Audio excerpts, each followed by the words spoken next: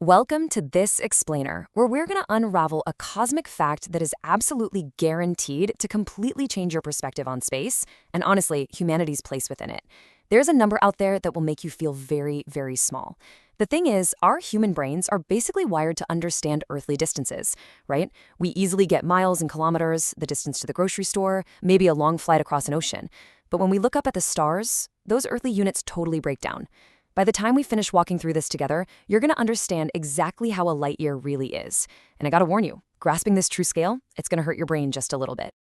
Okay, so let's dive into this by fundamentally shifting our perspective. Whenever we hear the word light year, the culprit creating all the confusion is that tricky little word year. It sounds exactly like an amount of time, doesn't it? But actually, scratch that. It's not. It is a physical unit of distance. To put it in everyday terms, it's kind of like measuring a road trip in car hours, the distance a car traveling at highway speeds covers in 1 hour. A light year is a distance so incomprehensibly huge that it represents a literal physical gap between what we can currently build and where we ultimately want to go. To really get a grip on this, we have to look at where the concept even came from. The realization that light actually travels across space started way back in 1676. Now, we have to remember that in the 17th century, pretty much everyone thought light was instantaneous. It was just there, like magic. But a Danish astronomer named Ole Romer did something that changed physics forever. He was observing Jupiter's moon Io, tracking its eclipses behind that massive gas giant, and he noticed a strange anomaly. Io kept appearing slightly earlier or later than his math predicted.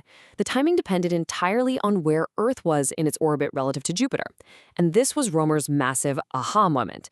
He realized, wait, this isn't a mistake in my math. It's actually the time it takes light to physically cross the extra distance between Earth and Jupiter when they're further apart.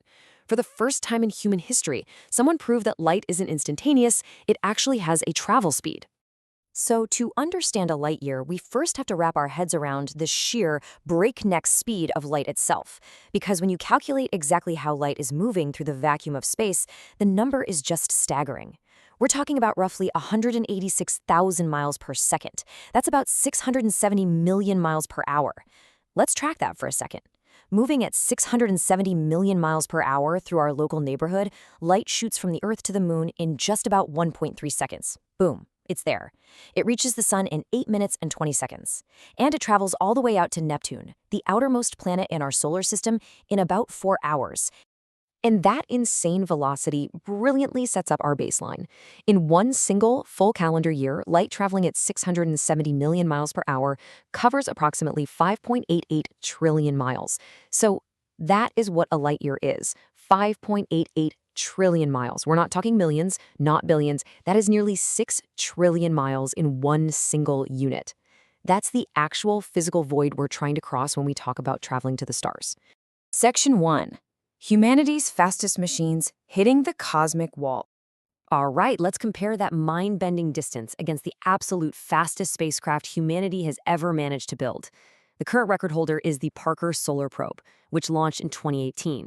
Now, to reach its top speeds, it can't just rely on rocket engines. It has to use repeated gravity assists, essentially using the planet Venus as a giant gravitational slingshot to whip itself around and gain momentum. In December 2024, using these maneuvers, it hit a peak speed of around 430,000 miles per hour. Just think about that for a second. That is fast enough to travel from New York to LA in under 1 second. It's fast enough to circle the entire Earth in about 3.5 minutes. But here is the crushing reality of the cosmic scale. Even at that unbelievable, record-breaking speed of 430,000 miles per hour, it would still take our absolute fastest probe 1,500 years just to travel a single light year. I mean, imagine a timeline stretching all the way back from the era of the early Roman emperors, right through the Middle Ages, the Renaissance, the Industrial Revolution, all the way up to today. That immense stretch of human history, that's how long it would take our absolute best piece of engineering to cross just 1 light year.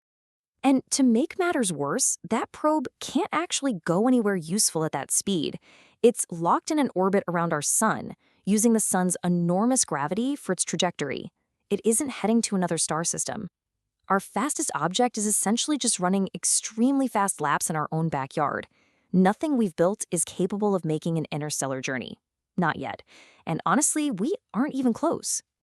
Which brings us to Section 2, the Voyager 1 milestone, a light day away.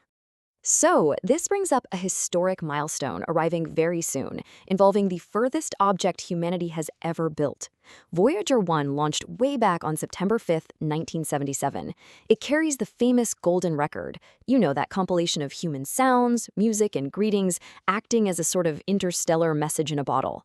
Now, it's been traveling continuously for nearly 50 years, moving at roughly 38,000 miles per hour, without ever stopping. Yet, check this out. After nearly 50 years of constant, unyielding travel into the dark, Voyager 1 will have only covered 1/24th of a single light year. Let that really settle in. Half a century of flying, and we've only crossed 1/24th of the distance light travels in just 1 year.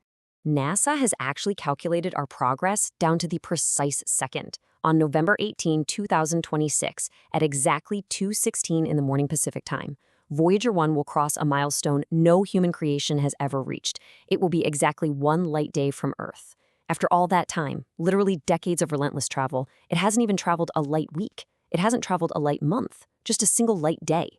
Literally the distance light travels in just 24 hours. So the crucial point here is this. At Voyager 1's current rate, crossing just 1 full light year would take approximately 18,000 years. If Voyager 1 were actually aiming for Proxima Centauri, which is the nearest star to our sun, sitting at 4.2 light years away, the journey would take roughly 73,000 years. Nobody alive today would see it arrive.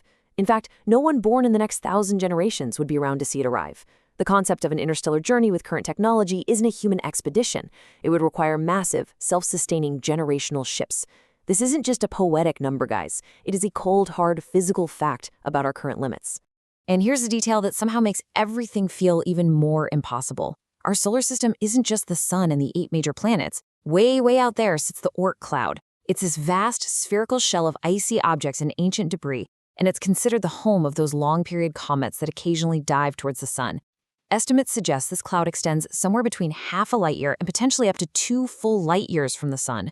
Knowing that, it means even if we miraculously manage to travel a full light year from Earth, we might still technically be inside our own solar system's outer envelope. We've barely even left the cosmic driveway. Moving right along to Section 3, the stubborn physics of speed, why we can't just build faster rockets. This staggering gap inevitably prompts a really obvious question. If space is so huge, why don't we just engineer a faster rocket to cross the cosmic void? Well, the answer lies in one of the most stubborn facts in aerospace engineering, famously known as the tyranny of the rocket equation. It's a brutal loop of physics. Think about it. To go faster, you need to burn more fuel, but fuel has mass. It's incredibly heavy. To carry that heavy mass, you need more fuel just to lift it. But then adding more fuel adds even more mass, which exponentially requires even more fuel just to move the whole shebang. It gets completely out of hand so fast.